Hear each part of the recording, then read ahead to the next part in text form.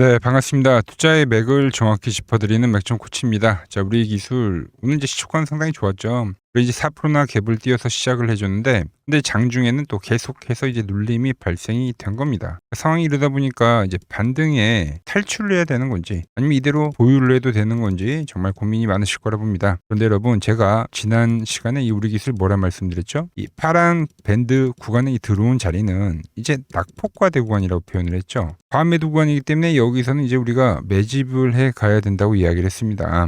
그리고 이 저항 추세에 대한 돌파가 진행이 되면 그건 좀 더 확실한 신호가 될 거라고 있죠. 자, 지난 영상 우리가 짧게 보고 오자고요. 네, 뭐 조정권인 걸 우리가 모르는 게 아니죠. 보시다시피 주가가 지금 뻔하게 이 세력들이 의도적으로 누르는 모습들이 보이고 있는데, 이게 돌파가 되기 전까지는 조정 국면인 게 맞습니다. 돌파가 나온다고 조정이 끝이냐? 또 아니에요. 그럼 뭐 페이크성 돌파도 이제 종종 나오니까요. 그러니까 돌파를 하고 안착을 하고 이런 식에 대한 이 급등을 보여줘야지 그때부터 우리가 이제 추세 전환을 이야기할 수 있다라는 거죠. 네, 보신 대로 현재는 그리고 이 돌파에 대한 신호가 나왔고, 이 밴드에서도 이제 회복을 어느 정도 해준 상태입니다.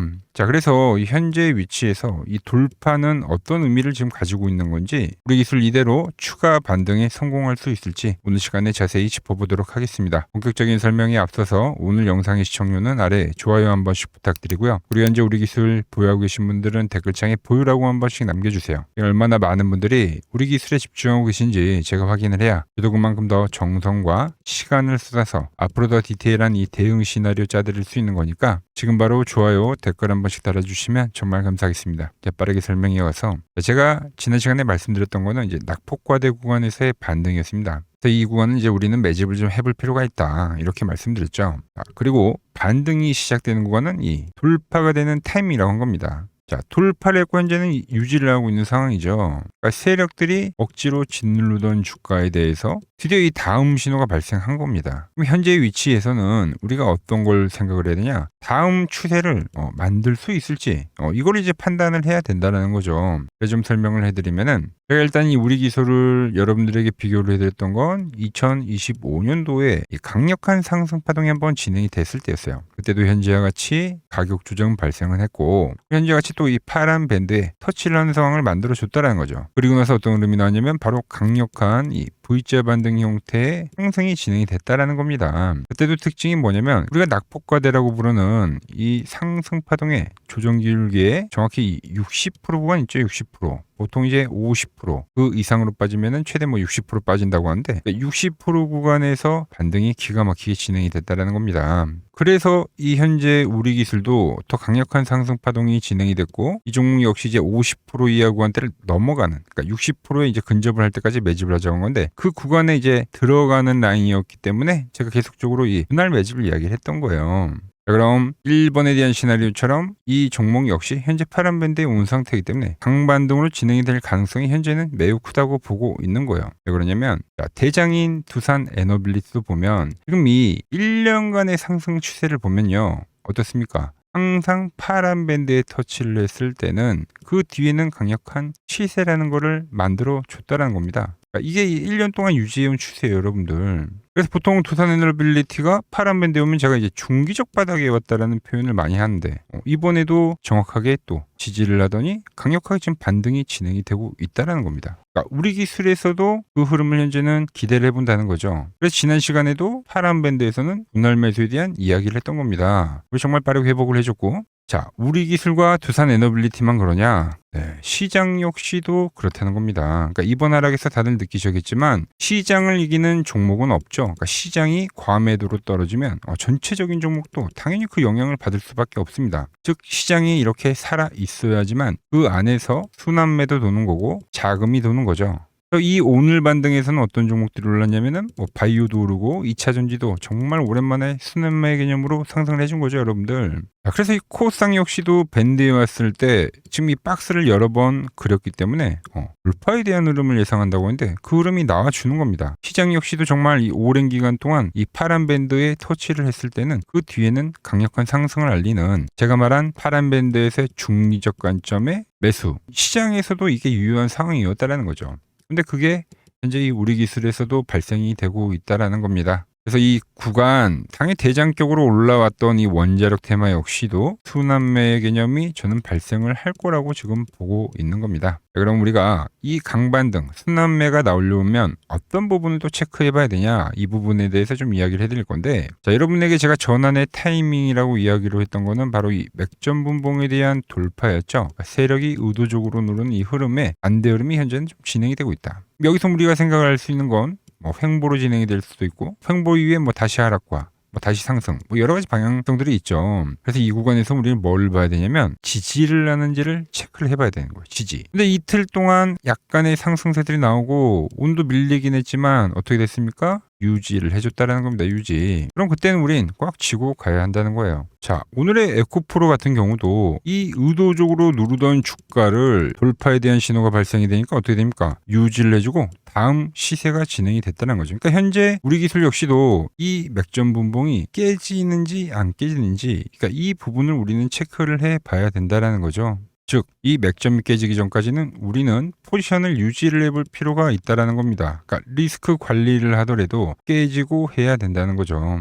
이제 제가 말한 이 맥점 라인에서 선점을 하신 분들이야 이제 서서히 계좌에 빨간불이 들어오기 시작을 했을 건데, 지금 라인에서 매수를 하는 게 좀 늦은 게 아닌가, 이렇게 이제 질문하신 분들도 계실 거예요. 근데 말씀을 드렸죠? 결론은 뭐라고요? 시장도 현재 반등세를 보이고 있고, 대장격인 두산에너빌리티도 현재 반등세를 보이고 있고, 그 구간에서 순환매를 보이면서 유지를 하고 우리 기술도 전환에 대한 흐름이 훨씬 크다라는 거죠. 우리 현재는 이틀 동안 이렇게 기간 조정을 보내고 이 맥점에 딱 붙어있는 상황이기 때문에 더욱 다음 주에는 이 상승에 대한 흐름이 나와줘야 되는 그런 상황이라고 볼 수가 있습니다. 그래서 제가 말한 이 강반등에 대한 시나리오로 간다고 하면 현재가 어떻게 보면 가장 우리가 노릴 수 있는 마지막 이 맥점이 될 것으로 보고 있는데, 주포들이 쏘아올리는 이 확실한 돌파 신호가 발생했을 때, 그때 이제 제가 여러분들에게도 문자를 보내드릴 겁니다. 이번 저점을 놓쳐서 아쉬워하신 분들은 이 신호 놓치지 않고 받아보실 분들은 이 화면 아래 번호 보이시죠? 010-6518-5019로 맥점이라고 두 글자 남겨주시면 제가 번호를 다 저장해 뒀다가 이렇게 매수를 할 때, 그리고 말씀드린 이 전환에 대한 흐름이 나올 때 그때 여러분들에게도 똑같이 신호가 가게끔 제가 설정을 해 둘 겁니다. 어떻게 매매를 하길래 그 고수들이 쟁쟁하던 이 키움증권 영웅전에서 우등까지 할 수 있었는지 여러분들이 제 포지션을 보기만 하셔도 되고, 왜 맥점 코치는 그러니까 여기서 매수를 이야기하고 현재는 이제 보유에 대한 이야기를 하고 있나, 그러니까 이런 것들만 여러분들이 참고를 해도 거래에 정말 도움이 될 거다라는 거죠.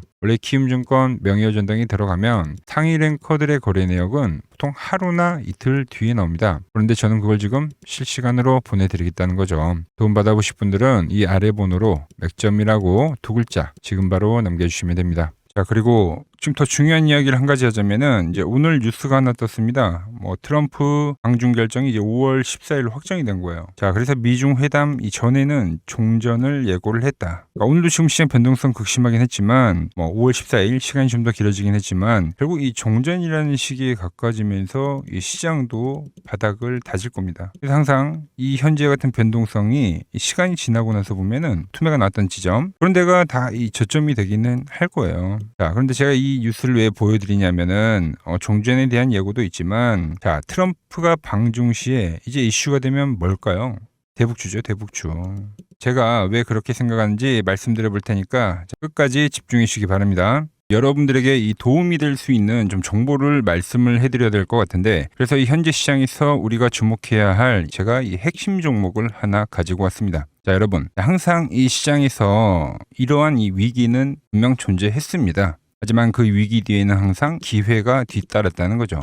자, 차트를 보면서 한번 설명을 해드리면, 자, 제가 이 코스닥, 제가 보는 이 맥점 차트로 이 파란 밴드에 터치를 할 때마다 그때마다 이 주도 업종에 대해서 여러분들에게 좀 설명을 해드렸죠. 그래서 이 처음에 800포인트를 넘어가기 전에는 제가 여러분들에게 이 바이오주들의 상승을 이야기했습니다. 자, 보시면은 4개월 전에 이 ABL 바이오라는 종목을 이야기하면서 이 시총 10조가 바로 갑니다 라고 말씀을 드렸죠. 자, ABL 바이오 전일 시가총액이 10조네요. 그러면서 이 지수 상승 시기에 맞춰서 이 ABL 바이오가 12만 원인 게 이 25만 원까지 급등을 한 겁니다. 그죠? 이 파란 밴드에 대한 지지를 이야기를 하면서, 자, 그리고 코스닥이 이 850포인트, 이 두 번째 파란 저점이 찍혔을 때는 그때는 이제 이 로봇주에 대한 이야기를 했습니다. 로봇주.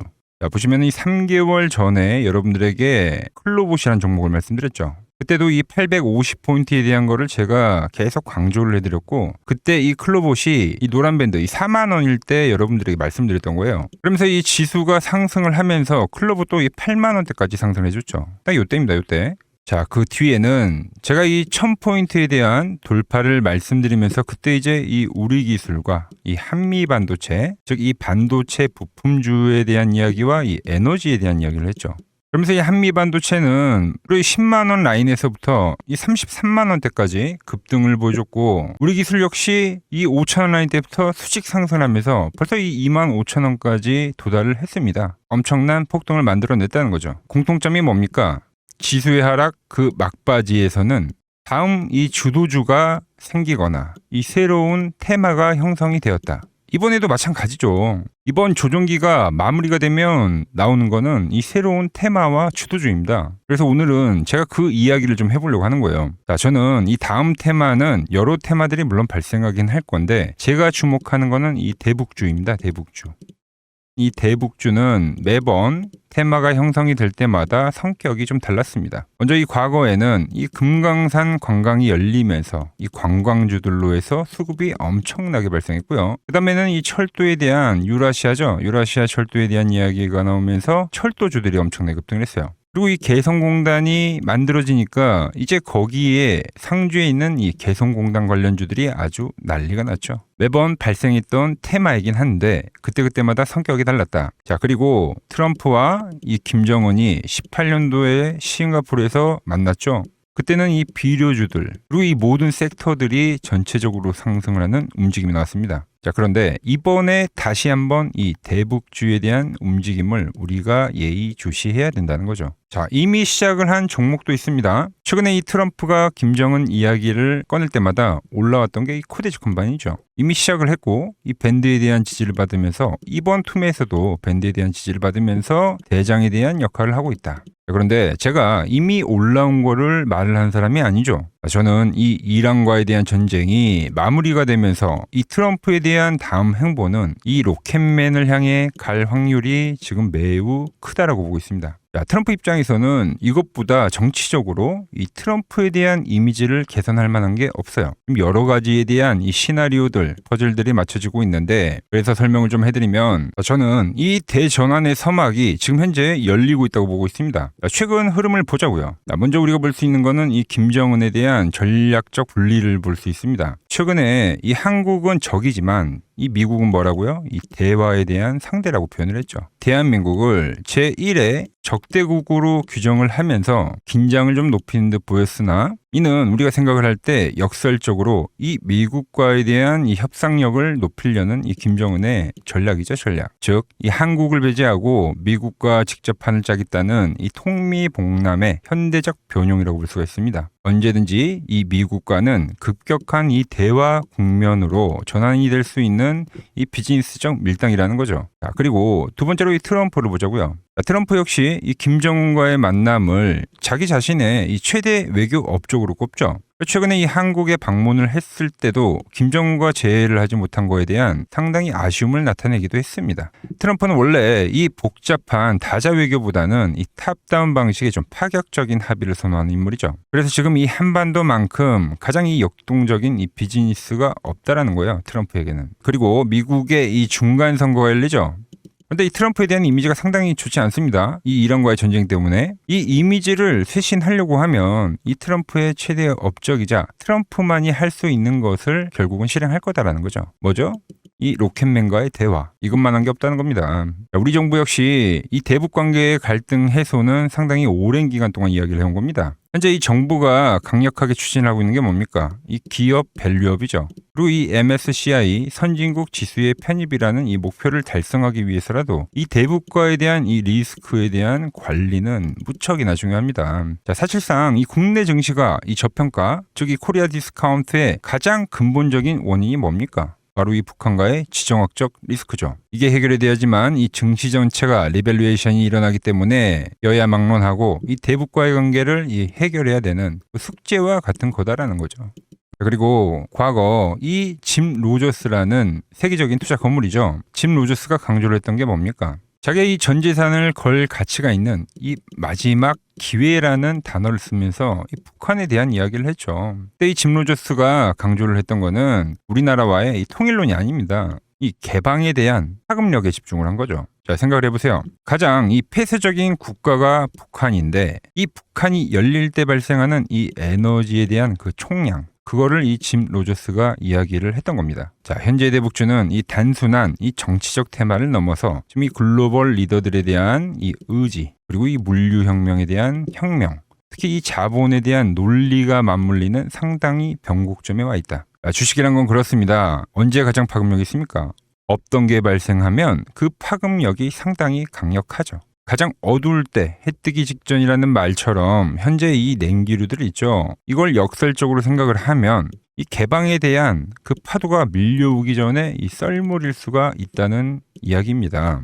그래서 이미 제가 보고 있는 종목에서는 이미 현재 상황에 맞게 이 수급들이 붙고 있더라. 그런데 제 영상을 꾸준히 봐오셨던 분들은 아시겠지만 제가 이 주말에 이 히든 종목으로 말씀을 드렸던 종목들 상당히 많이 있죠. 자, 엑시콘 밴드에 왔을 때 말씀드렸던 게 벌써 이 34,000원까지 상승을 해줬고요. 그리고 이 증권주에 대한 상승을 이야기하면서 삼성증권 역시 7만원대에서부터 이 12만원까지 일찍 상승을 해줬죠. 거기에 이 전력에 대한 이야기를 하면서 이 일진전기 역시 최근에 계속적으로 우상향을 해주고 있고, 그리고 이 전쟁에 대한 이야기를 하면서 홍보석유까지도 엄청난 지금 폭등세를 보여줬습니다. 현재 보면 그 모든 그 시나리오들이 맞아떨어지면서 시세를 보여줬다는 거죠. 자, 그런데 최근에 이제 제가 이 페노샹과 이 대한해운, 해운주에 대한 이야기도 좀 해드렸어요. 대한해운은 단기간에 이 50%가 상승을 해줬고 페노션 역시 30%가 넘게 상승을 해줬습니다. 그런데 이제 너무 많은 분들에게 제가 이 오픈을 해버리다 보니까 지금 현재와 같이 이렇게 수급이 꼬이더라는 거죠. 아니, 제가 이 좋은 마음에서 공유를 해드리고 있는 건데 벌써 이 악성 매물들이 생기고 있다는 거예요.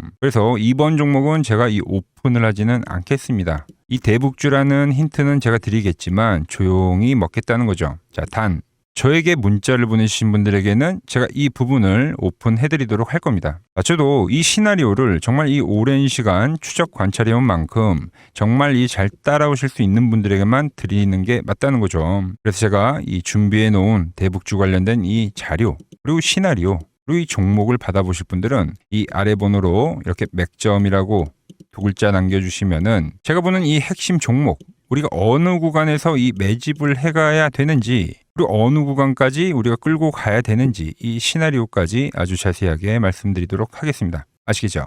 자, 현재 시장 너무 힘들다고 지쳐 계시 마시고 매번 시장은 이 위기 뒤에 기회를 줬듯이 분명 이번 시장 역시도 이 위기회라는 말을 좀 머릿속에 새기면서 제가 준비한 종목 받아보시고 힘내시기 바랍니다. 오늘 제가 준비한 내용은 여기까지고 여기서 마무리하도록 하겠습니다. 아직 구독과 좋아요 누르지 않으셨다면 오늘만큼은 꼭 한 번씩 눌러주시고 저는 더 좋은 정보 들고 내일 인사드리도록 하겠습니다.